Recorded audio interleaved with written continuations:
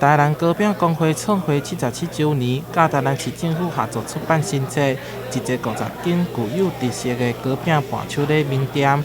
日前特别办理新册发表会，并由糕饼工会理事长把册送予市长王伟摕。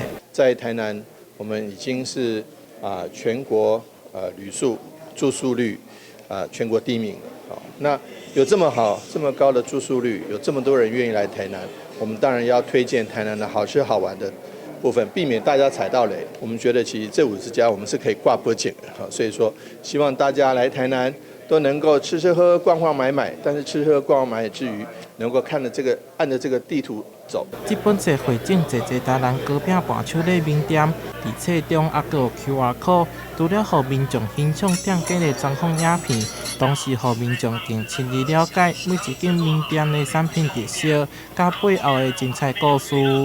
出这本册的用意是讲要提升咱这台南的这观光，甲咱这产品会当予人来咱台南。